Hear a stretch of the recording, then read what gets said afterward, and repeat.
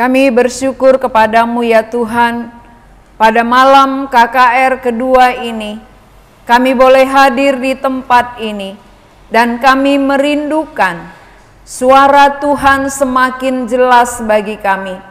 Pendengaran kami semakin tajam untuk mendengar firman Tuhan, dan hati kami semakin terbuka untuk menerima kebenaran-Mu. Kemurahan Tuhan turun atas kami, atas setiap pribadi yang merindukan keselamatan itu.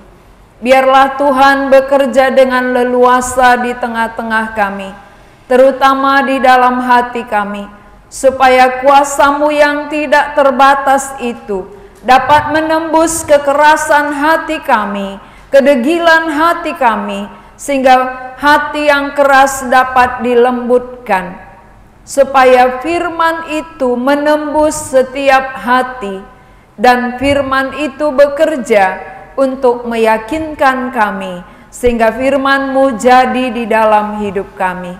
Kami siap diisi oleh firman Tuhan. Dalam nama Tuhan Yesus kami berdoa. Amin.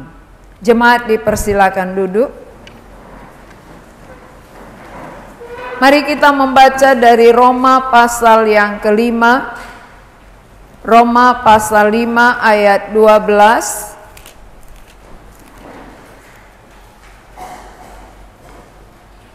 Roma pasal 5 ayat 12 dan ayat 17.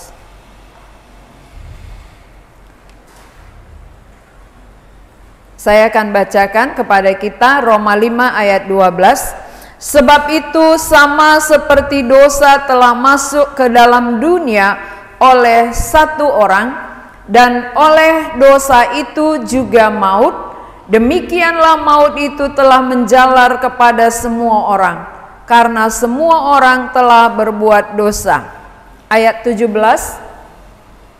Sebab jika oleh dosa satu orang maut telah berkuasa oleh satu orang itu, maka lebih benar lagi mereka yang telah menerima kelimpahan kasih karunia dan anugerah kebenaran akan hidup dan berkuasa oleh karena satu orang itu, yaitu Yesus Kristus.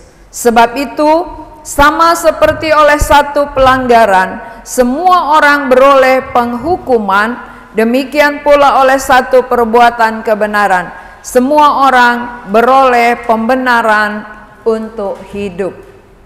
Tema kita malam hari ini tetap sama, kematian yang menghidupkan. Kematian yang memberi kita hidup. Berarti ada korban. Ada korban membuat manusia bisa hidup. Tanpa korban manusia akan menjadi korban. Jadi ada pengganti kita yang dikorbankan supaya kita menjadi hidup.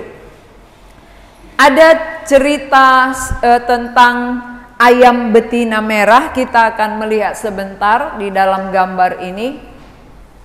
Cerita ayam betina merah. Ya, ayam betina merah ini dia mempunyai banyak anak-anaknya yang masih kecil ya. Anak-anak ayam ini masih kecil-kecil dan ini tinggal di kebun. Ada seorang petani memelihara beberapa ekor ayam dan tinggal di kebun. Nah, waktu bapak yang memelihara ayam ini sedang bekerja, ya dia sedang mencangkol, tiba-tiba dia melihat ada api. Ya, dia tiba-tiba melihat ada api. Apinya cepat sekali menjalar karena rumputnya kering. Pada musim panas kalau rumput itu kering, dia cepat sekali menjalar. Ternyata ayam ini sudah mulai panik ya. Kocar-kacir, anak-anaknya mulai lari sana lari sini. Tetapi induk ayam memanggil. Bagaimana kalau induk ayam memanggil? Kok kok kok kok gitu ya. Cara induk ayam memanggil. Sini sini sini. Lalu ada Ada yang mendengar, tapi ada yang tidak peduli. Anak-anak ayam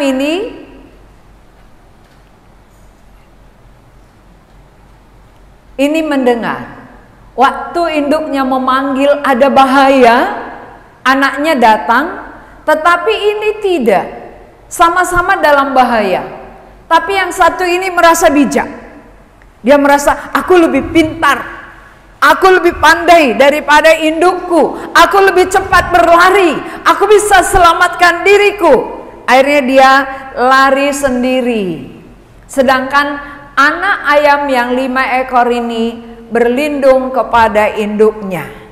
Begitu dipanggil induknya, dia langsung datang dan induknya mengayomi, melindungi dengan sayapnya. Kita perhatikan ya. Gambar berikutnya. Ternyata yang 1 ekor ini sudah terperangkap di dalam api yang semakin besar. Karena dia merasa dirinya pandai, dia merasa lebih pintar dari induknya, maka dia berlari sendiri dan dia tidak bisa menyelamatkan diri karena sudah dikejar dengan cepat oleh api yang semakin membesar, maka dia terperangkap. Anak ayam yang 1 ini terperangkap di dalam api, dan ketika pun dia menjerit, tidak ada lagi pertolongan. Dia terpanggang. Dia terpanggang di dalam api ini. Ya, dia terbakar. Kemudian pemilik kebun ini atau pemilik ayam ini ketika melihat ini seperti ada bongkolan, dia melihat ada api, dia mendekat lalu membawa air untuk menyiram. Lalu dia siram, semakin lama semakin dekat dia siram. Ternyata ini bukan bongkolan kayu, tetapi inilah induk ayam tadi yang menyelamatkan anaknya. Akhirnya dia terpanggang, dia terbakar demi anak-anaknya. Bagaimana supaya anaknya selamat? Dia rela terbakar, dia rela terpanggang. Maka waktu disiram oleh pemiliknya ini, dia balikkan ini, keluarlah anak-anak ayam tadi. Keluarlah anak-anak ayam yang selamat. Jadi anak ayam yang masuk dalam lindungan induknya menjadi selamat. Anak ayam yang merasa bijak dan pandai terpanggang di dalam api. Ini gambaran kita, saudara. Gambaran manusia ini banyak kali sok pandai, banyak sok pintar, merasa diri bijak, merasa dirinya bisa menyelamatkan dengan caranya. Kalau kita bisa merasa diri bisa menyelamatkan dengan cara kita, kita akan terpanggang. Kita akan mati binasa. Karena tidak ada satu manusia pun yang sanggup menyelamatkan dirinya. Ya, ini gambaran ya. Gambaran daripada Kristus. Kristus rela mati demi manusia. Maka siapa yang datang kepadanya, siapa yang berlindung kepadanya, dia akan selamat. Tapi siapa yang mencari jalannya sendiri, siapa yang merasa bijak, yang merasa pandai, yang merasa bisa dengan semua perbuatannya dia ke sorga, akan dibakar di dalam api neraka. Jadi tidak ada satu manusia pun yang akan selamat kalau bukan oleh karena Tuhan Yesus Kristus. Jadi induk ayam ini gambaran daripada Kristus, sehingga bapak pemilik ayam ini mengingat. Dia mengingat ketika induk ayamnya dia lihat mati demi anak-anaknya, dia kembali teringat akan cinta kasih Tuhan yang rela tersalib untuk manusia. Dia bayangkan, dia ingat kembali bagaimana Tuhan Yesus tersalib demi manusia. Tujuannya tersalib untuk menyelamatkan kita. Maka siapa yang mendengar panggilannya, siapa yang datang kepadanya, berlindung di dalam naungan sayapnya, dia akan diselamatkan. Tapi siapa yang pergi mencari jalan sendiri, merasa itu lebih hebat, dia akan mati di dalam dosanya. Saudara-saudara, kita akan melihat ya, bagaimana manusia pada awalnya. Manusia pertama adalah Adam dan Hawa, sudah jatuh ke dalam dosa karena melanggar firman Tuhan. Adam yang membawa dosa dan maut. Itu yang kita baca dari Roma pasal 5 ayat 12 tadi. Adam satu manusia, dia membawa dosa. Dosa itu punya akibat. Dosa itu punya apa namanya ya?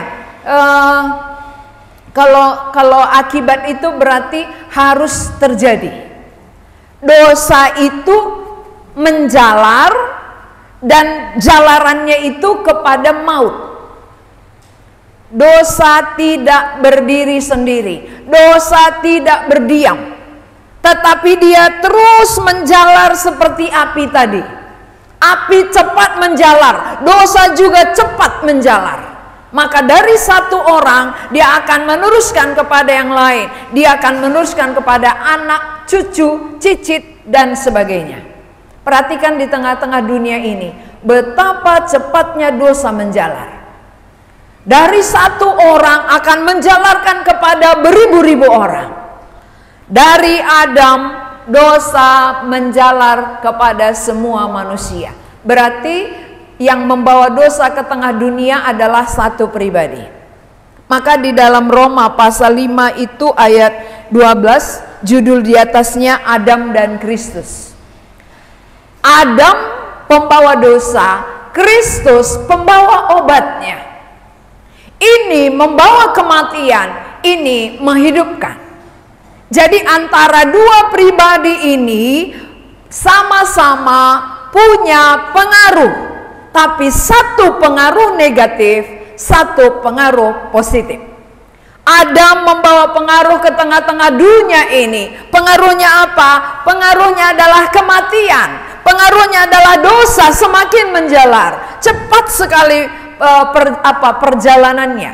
Cepat sekali dosa itu berkembang biak. Contohnya begini, ketika ada satu orang mencuri, lalu ketika ditanya dia, apakah kau ada ambil barangku? Dia jawab apa? Tidak. Berarti menjalar kepada bohong. Dari dosa mencuri menjalar kepada kebohongan. Ini namanya cepat menjalar. Dosa kalau tidak diselesaikan, dia akan terus bekerja dan menjalarkan kepada anak cucu kita. Maka sangat berbahaya. Ini dari Adam menjalar kepada anaknya. Ini Tuhan Yesus ya. Murka Allah ditimpakan kepada Yesus di atas kayu salib. Jadi Adam membawa dosa, Yesus membawa keselamatan. Karena murka ditimpakan kepadanya supaya kita bebas dari murka Allah.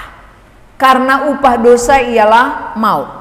Setiap manusia akan mengalami upahnya, akan menerima bagiannya.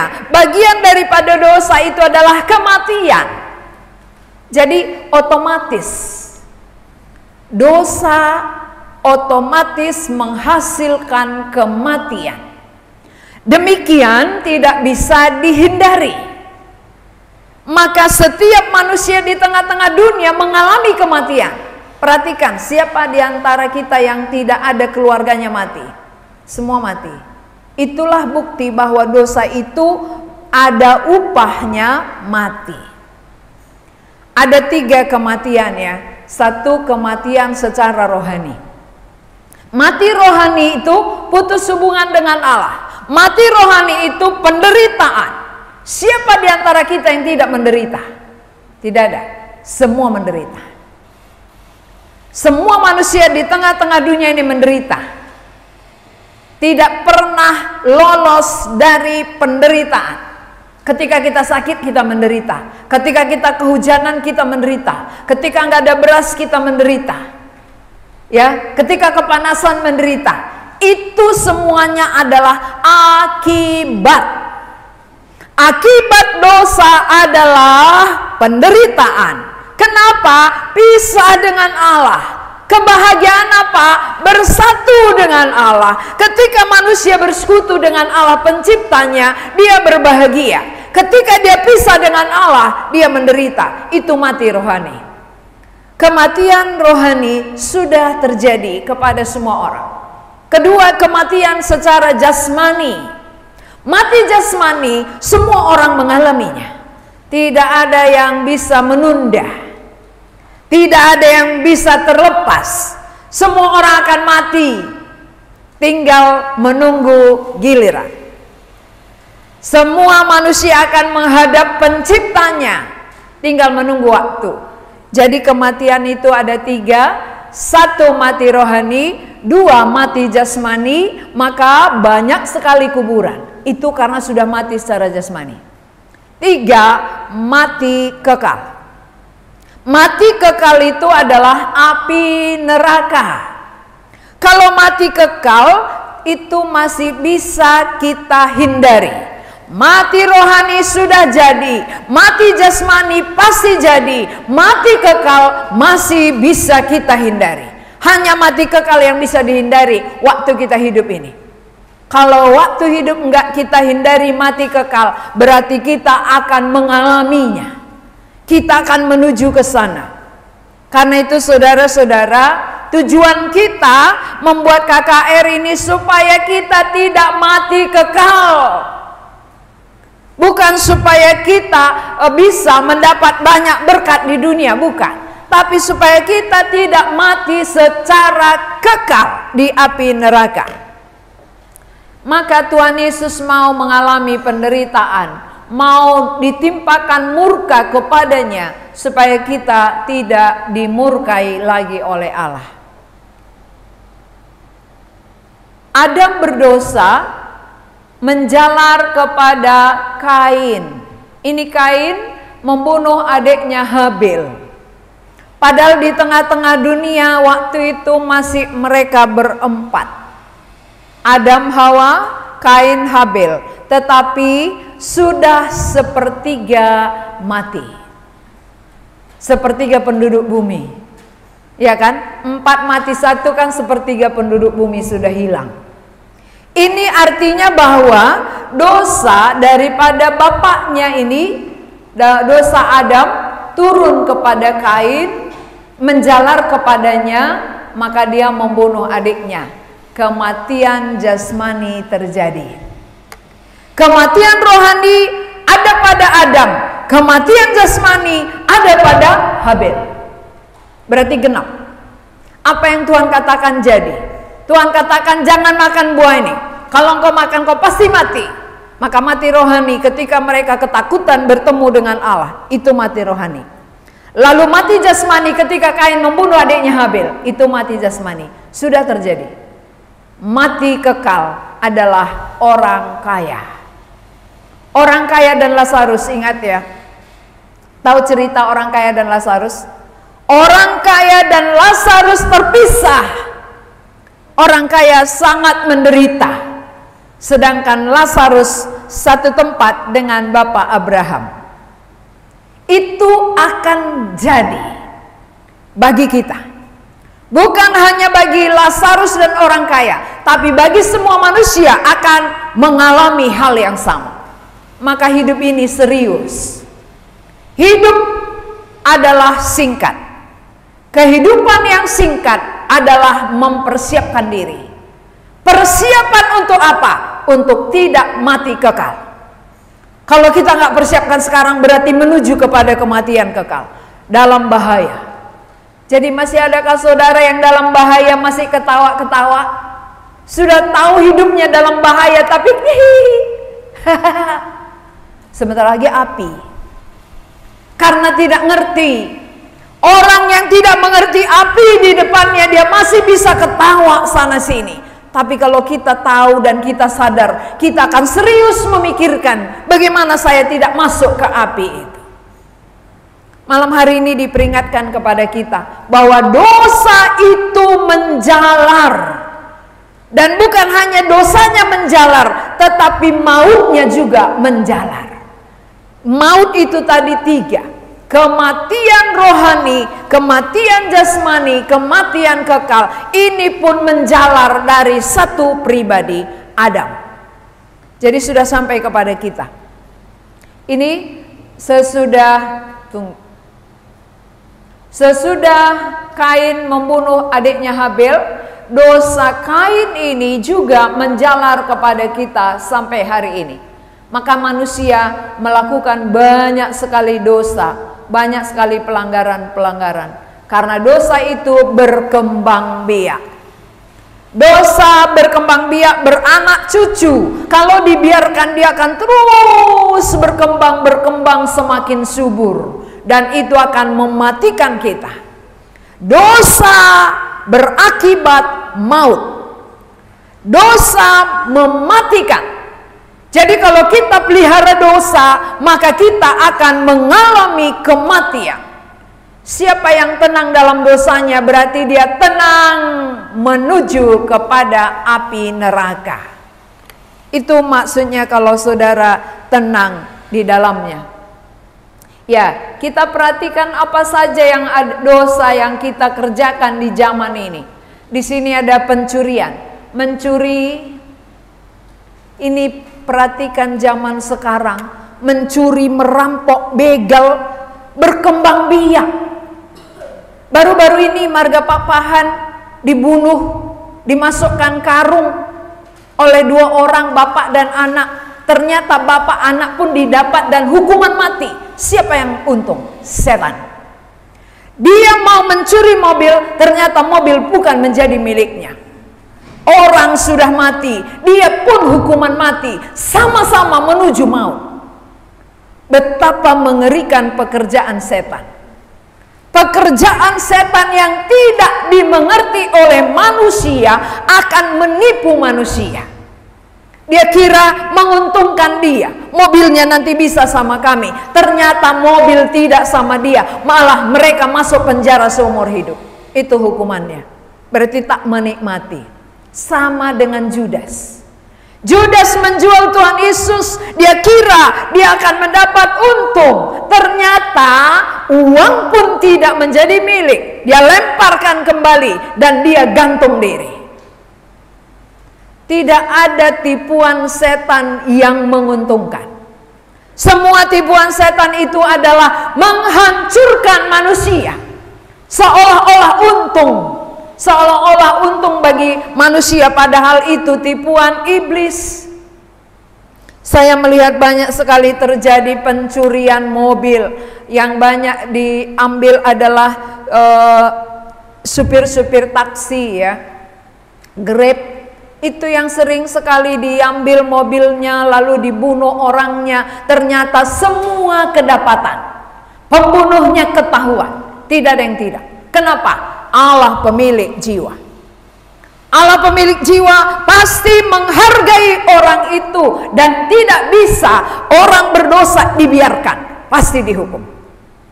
Maka semua pembunuh pasti ditemukan. Siapapun dia pasti dapat. Dan akhirnya apa yang mereka terima? Penjara seumur hidup. Atau hukuman mati. Berarti dia kena tipu. Uang pun tidak dapat, nyawa pun hilang. Jadi pencurian ini terjadi di tengah-tengah dunia pada zaman sekarang ini dengan berbagai-bagai cara. Lalu berdusta. Berdusta sama dengan berbohong, menipu orang lain, tidak mentaati orang tua. Ini berkembang sekali pada zaman ini. Tidak lagi mentaati orang tua.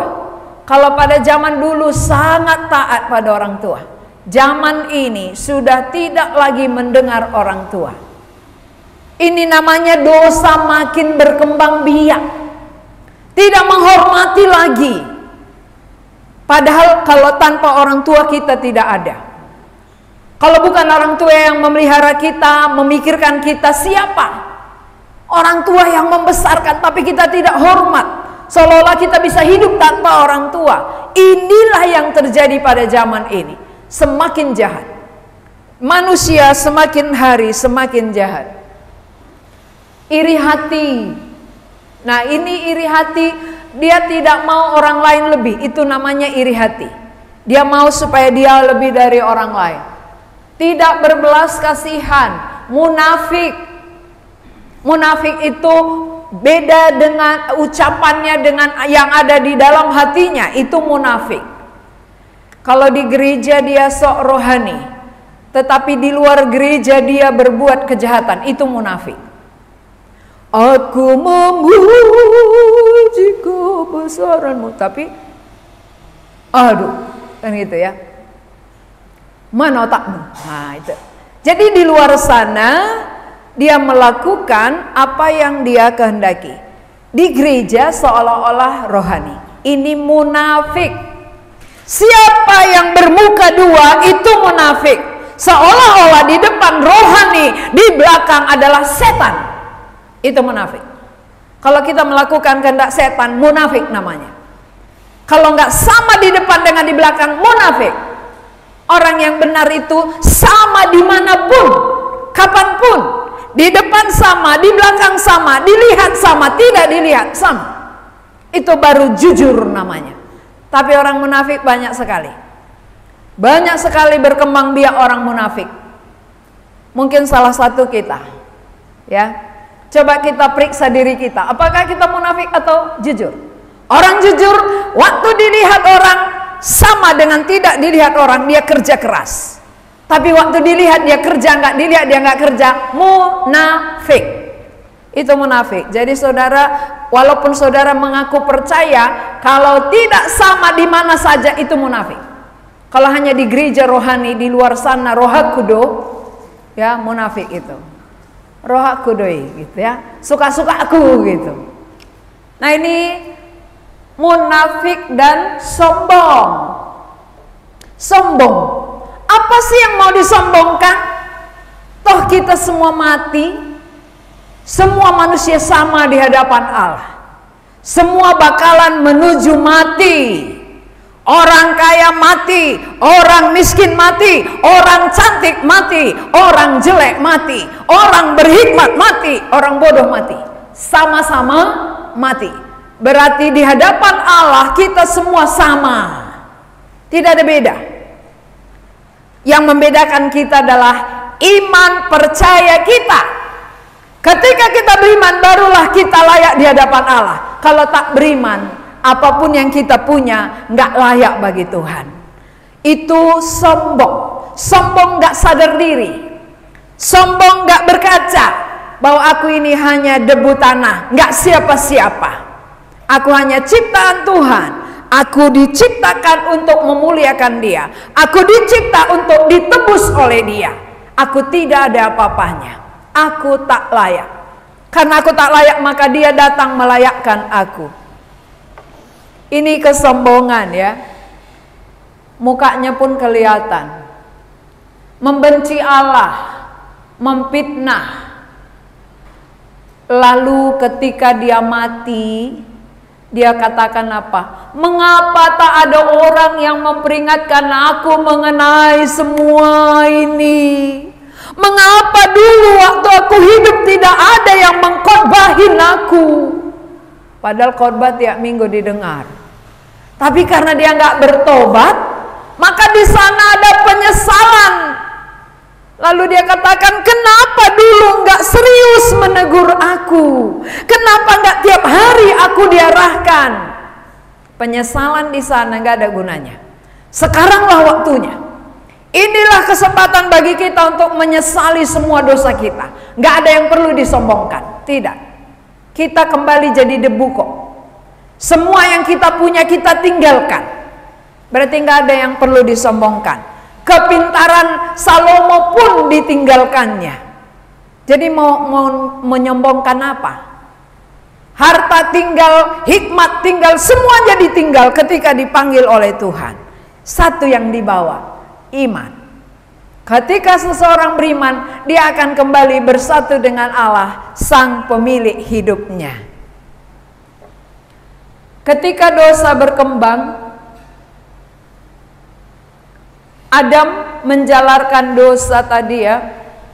Adam menjalarkan dosa dan penghukuman bagi seluruh manusia. Jadi dari satu orang Adam, dosa itu berkembang. Dan dari dosa ini juga menghasilkan maut. Berarti dari Adam, dosa sudah kena semua orang. Dari Adam, maut sudah kena semua orang, tanpa kecuali. Berarti sebelum pun kita mencuri, status kita di hadapan Allah adalah orang berdosa. Sebelum kita berbohong, status kita sudah orang berdosa. Berarti kalau demikian, kita semuanya tidak akan bisa bebas dari dosa tanpa ada yang membebaskan.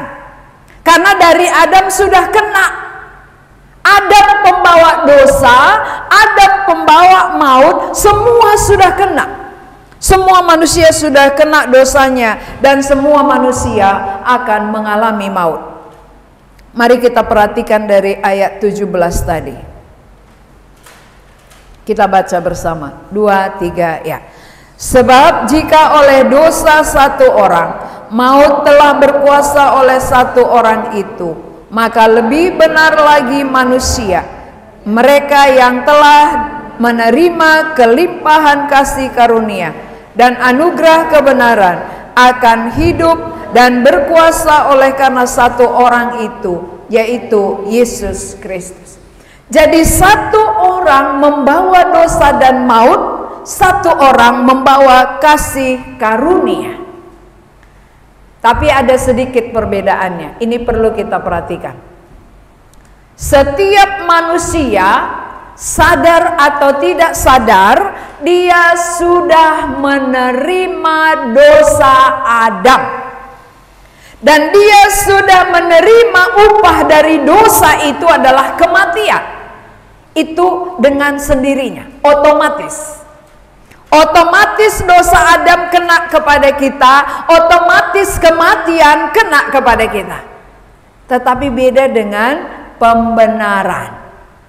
Kalau pembenaran yang dilakukan oleh Yesus Kristus itu tidak otomatis.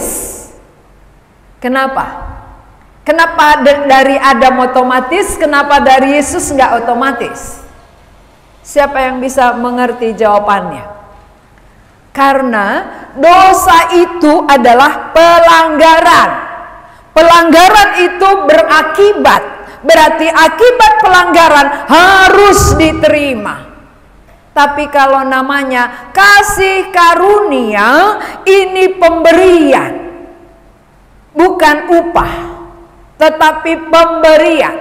Dosa dan kematian adalah akibat daripada pelanggaran. Jadi akibat pelanggaran ada upahnya, maut. Tapi kalau kasih karunia itu pemberian dari Allah di dalam pribadi Yesus Kristus, harus diterima baru dapat. Siapa yang menerima, dia dibenarkan. Siapa yang menolaknya, dia tetap menerima upah dosanya, maut. Jadi kalau dosa itu begitu kita di dalam kandungan, kita sudah dikandung di dalam dosa. Berarti kalau kita dikandung dalam dosa, status kita sampai hari ini sudah berdosa. Status manusia orang berdosa. Kalau status kita berdosa, walaupun kita bukan kita yang melakukannya, maka kita akan menerima upahnya. Lalu bagaimana caranya kita lepas daripada kematian? Bagaimana caranya kita lepas daripada dosa? Sementara dari Adam kita sudah mewarisi dosa. Adakah di antara kita yang bukan keturunan Adam? Pasti semua keturunan Adam. Tidak ada keturunan monyet, ya. Semua manusia keturunan Adam. Berarti semua manusia sudah berdosa. Semua manusia menerima upah dosa. Itulah maut. Kalau kita menerima dosa dan upahnya, bisakah kita melepaskan diri kita dari maut dengan segala kebaikan kita? Bisakah dengan perbuatan kita bebas dari maut? Bisakah dari kesalehan kita bebas dari dosa? Katakanlah hari ini kita berbuat baik, besok kita berbuat baik, tapi dosa dari Adam itu sudah turun kepada kita, sudah mendarah daging bagi kita, dan sudah menjalar kepada seluruh tubuh kita. Maka seluruh tubuh kita dikontaminasi oleh dosa. Seluruh tindakan kita terkontaminasi, maka semua yang keluar adalah dosa dan kejahatan. Yang dilakukan, yang diucapkan mulut dosa, yang dipikirkan otak dosa, yang dikerjakan tangan dosa, yang dilakukan kaki adalah dosa. Ini namanya dosa sudah menguasai kehidupan manusia. Walaupun kita berbuat baik, tapi dosa itu sudah di dalam. Sampai sini jelas ya? Dosa menguasai manusia dan upah dosa itu maut, itu pun sudah kena kepada semua orang.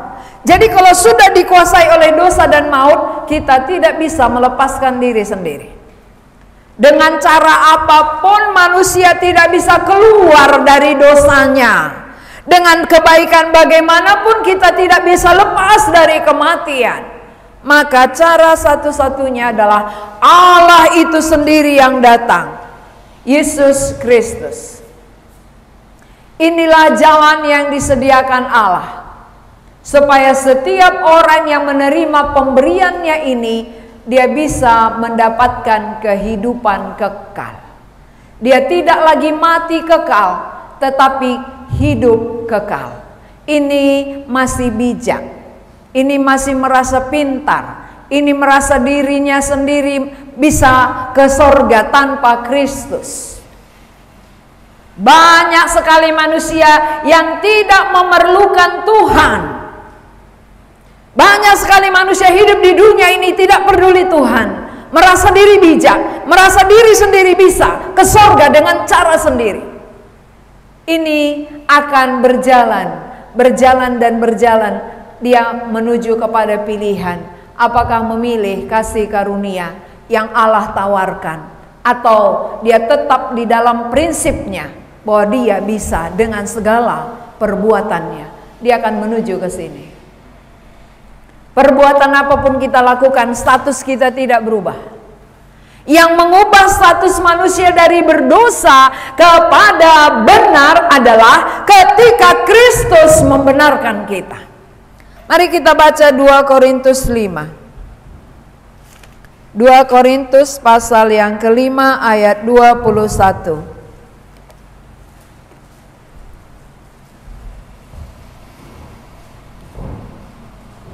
2 Korintus pasal 5 ayat 21 kita baca bersama-sama.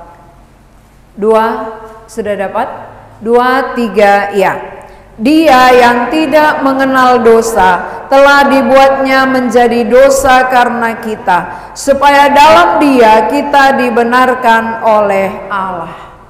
Dia Yesus yang tidak mengenal dosa. Maksudnya yang sama sekali tak berdosa, tapi dibuat berdosa karena kita. Yesus yang tak berdosa dibuat dosa karena kita. Tujuannya apa? Supaya di dalam Dia kita dibenarkan oleh Allah. Berarti pembenaran itu bisa kita terima kalau kita di dalam Dia, di dalam Yesus. Karena Yesus yang tak berdosa dibuat berdosa karena kita. Maksudnya bagaimana Dia tak berdosa dibuat berdosa? Ini waktu Dia mati ini menanggung dosa. Murka Allah ditimpakan kepadanya, membuktikan Dia tanggung dosa kita. Dia sama sekali tak berdosa, tapi akibat dosa kita Dia harus kena murka Allah. Maka siapa yang ada di dalam Dia menjadi benar. Siapa yang ada di dalam Yesus menjadi hidup. Dia hidup, dia benar dan diselamatkan. Tapi siapa di luar Yesus, sebaik apapun saudara, saudara akan mati. Saudara akan menuju maut. Berarti bukan cara dan usaha kita membuat kita hidup. Bukan cara dan usaha kita membuat kita benar. Tapi cara dan usaha Allah yang rela memberikan anaknya yang tunggal, yang menjadikan Yesus yang benar menjadi berdosa karena kita. Karena dosa itulah dia harus mati. Karena dosa kitalah dia harus dimurkai, supaya siapa yang ada di dalam dia dibenarkan Allah. Siapa yang ada di dalam dia dihidupkan oleh Allah. Jadi saudara-saudara, bukan dari pihak manusia membuat manusia benar. Bukan dari pihak manusia membuat manusia hidup. Tapi dari pihak Allah. Allah pikirkan kita, Allah beri kepada kita, lalu kita sambut atau tolak. Dosa itu otomatis menjalar kepada kita. Mau tidak mau dosa menguasai semua manusia. Kasih karunia itu obat kematian harus diterima. Kalau kita sudah sakit, kita berobat ke dokter, lalu dokter kasih obat. Waktu kita terima obat, kita kantongin, sampai di rumah kita buang, penyakit tidak sembuh. Tapi kalau kita terima obat lalu kita makan, maka penyakit kita akan sembuh. Tuhan yang mengasihi kita menawarkan obat kematian supaya kamu menjadi hidup. Terimalah Kristus. Kristuslah obat. Dia satu-satunya yang bisa menghidupkan saudara dari mati kekal. Tapi siapa yang menyambut, dialah yang hidup. Siapa yang menolak, dia akan tetap mati. Jadi saudara-saudara, hargailah pemberian Allah. Maka di dalam Roma 5 ayat 18 tadi, mari kita baca sekali lagi. Roma pasal 5 ayat 18. Kita baca bersama-sama, 2 ya. Sebab itu sama seperti oleh satu pelanggaran, semua orang beroleh penghukuman. Demikian pula oleh satu perbuatan kebenaran, semua orang beroleh pembenaran untuk hidup. Satu perbuatan dosa, satu pelanggaran, semua orang beroleh penghukuman. Demikian juga satu perbuatan kebenaran, itulah Yesus yang mati di kayu salib. Semua orang yang menerimanya akan hidup. Satu pembenaran yang dikerjakan oleh Yesus Kristus bagi yang menerima akan hidup. Satu pelanggaran cukup membawa kita kepada penghukuman. Gak perlu banyak. Satu aja cukup membawa kita ke neraka. Berarti siapa di antara manusia yang gak ada satu dosanya? Tidak ada. Berarti semua akan menuju neraka. Maka satu-satunya yang memberi hidup bagi kita adalah Yesus yang benar, membenarkan kita, memberi hidup bagi kita. Saudara mau dibenarkan? Saudara mau hidup? Sudah tahu obatnya? Kenapa obat sakit kita langsung minum? Minum Bu, 3 kali sehari kita minum. Obat mati kenapa tidak diminum? Obat yang bisa menghidupkan rohani kita, menghidupkan jiwa kita, supaya kita hidup kekal, tidak mendapat hukuman kekal. Kenapa berlambat-lambat? Justru ini yang paling penting. Obat rohani, obat kematian. Sekali kita terima, kita akan hidup selama-lamanya. Apa obatnya? Yesus Kristus. Dia yang tidak mengenal dosa, telah dibuatnya berdosa karena kita, supaya di dalam Dia kita dibenarkan oleh Allah. Hanya di dalam Dia. Di luar Dia kita tetap status tak berubah. Status orang berdosa, upah dosa maut itu jalan terus. Tetapi sekali kita dibenarkan oleh Kristus, kita akan hidup dan menerima hidup kekal selama-lamanya. Kematian sekali cukup, pembenaran sekali cukup. Obat itu berulang-ulang kali diminum, tetapi Kristus satu kali cukup. Kematiannya satu kali, pembenarannya satu kali, Dia memberikan hidup bagi kita satu kali untuk selamanya. Maka malam hari ini, siapa di antara saudara yang serius mau mendapat hidup, datanglah pada Tuhan. Jangan tunda, jangan abaikan. Allah sudah memberitahukan kepada kita bahwa kita semua sudah berdosa. Status kita sama. Dari Adam kita sudah berdosa. Dari Adam saja kita menuju maut. Tetapi Allah memikirkan kita, maka Dia memberikan Yesus Kristus. Lewat kematiannya kita menjadi hidup.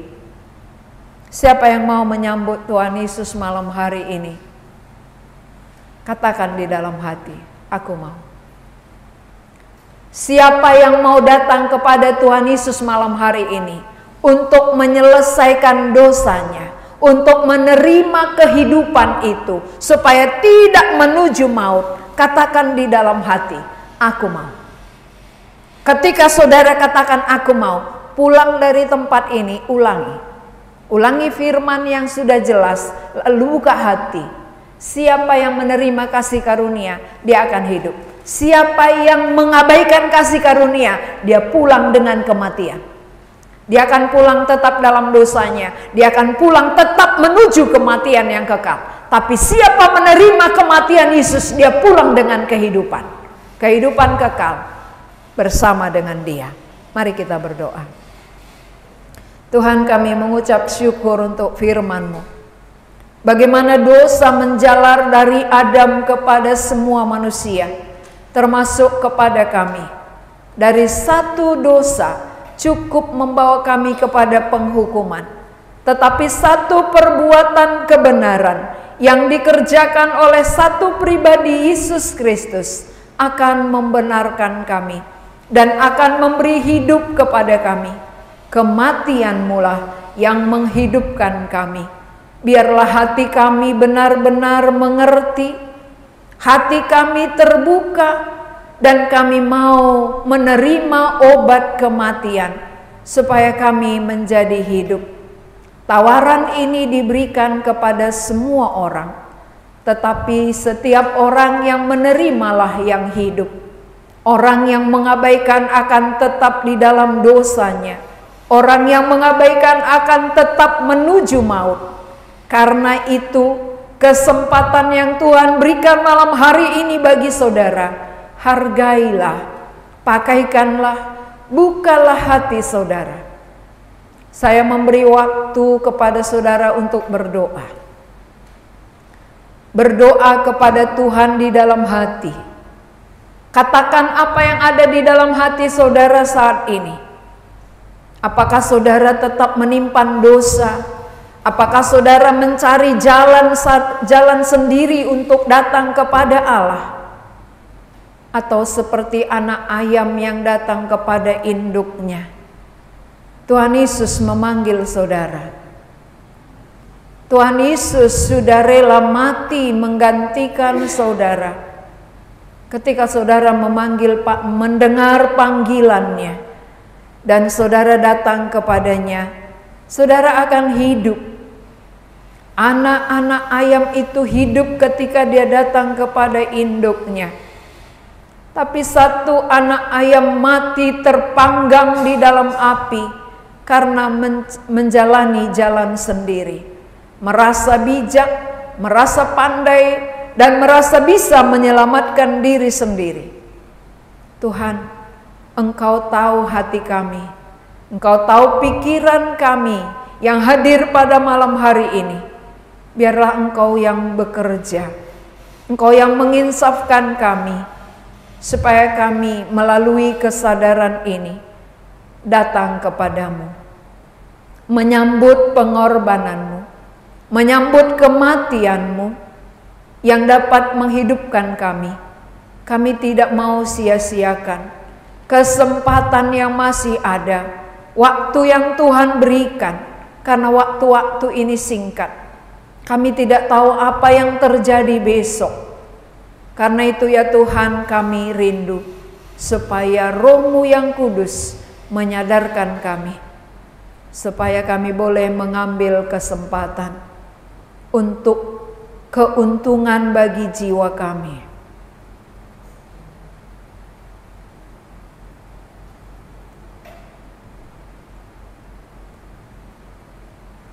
Saudara boleh katakan kepada Tuhan, Tuhan, aku mau buka hati. Tuhan, aku tidak mau berlambat-lambat lagi, karena obat telah tersedia. Obat kematian adalah kematian Kristus di kayu salib. Obat yang dapat menghidupkan jiwaku. Aku mau membuka hati untuk menerimanya. Aku mau mendengar panggilan-Mu datang kepadamu. Siapa di antara saudara yang berkata seperti itu? Silakan angkat tangannya, jangan lihat kiri, jangan lihat kanan. Silakan angkat tangan saudara. Saudara dengan Tuhan, bukan dengan orang lain. Adakah di antara saudara yang mau mendengarkan panggilan Tuhan, supaya persekutuan saudara dengan Tuhan dipulihkan kembali? Adakah saudara yang sadar bahwa hubungan saudara selama ini dengan Tuhan sudah rusak, tetapi dengan kehadiran Kristus akan memulihkan persekutuan saudara dengan Tuhan? Adakah yang mau supaya hubungannya dipulihkan kembali dengan Tuhan, agar tidak terjadi kemunafikan, tetapi benar-benar ada kejujuran hidup benar di hadapan Tuhan? Angkat tangan saudara. Jangan lihat kiri dan jangan lihat kanan. Panggilan ini dari Tuhan kepada saudara. Adakah yang di antara saudara malam hari ini merasa berbeban berat, menderita oleh karena dosa, dan mau dosanya diselesaikan oleh darah Kristus, oleh kematian Kristus? Itulah satu-satunya yang dapat menyelesaikan dosa. Adakah di antara saudara yang mau menyelesaikannya? Angkat tangan saudara. Mari kita berdoa. Tuhan, Engkau telah melihat hati kami. Engkau telah melihat kerinduan saudara-saudara kami ini. Kepadamu kami bawakan, kepadamu kami serahkan ya Tuhan. Engkaulah Allah yang berkuasa. Engkaulah Tuhan kami yang mengerti isi hati dan pikiran kami.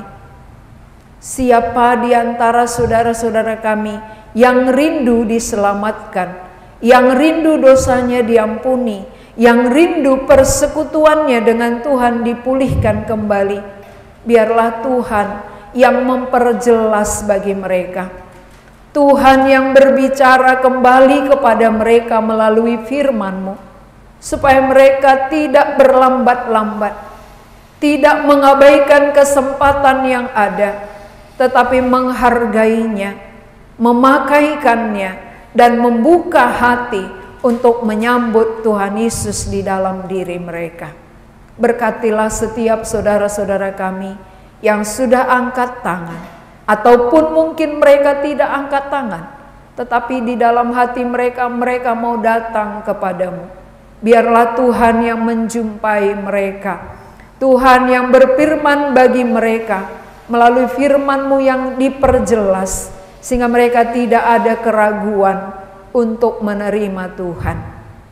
Terima kasih Tuhan untuk firman-Mu yang boleh kami mengerti, untuk cinta kasih-Mu yang bersedia dijadikan berdosa karena kami, supaya setiap orang yang ada di dalam Engkau dibenarkan dan menjadi hidup.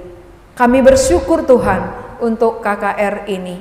Biarlah ketika kami pulang ke rumah kami mendapatkan keuntungan besar, yaitu jiwa kami dihidupkan. Kami rindu setiap saudara-saudara yang hadir ini mendapat kesempatan yang sama, membuka hati mereka, menerima pribadi-Mu, sehingga hidup mereka diubahkan oleh Tuhan. Dalam nama Tuhan Yesus kami berdoa. Amin.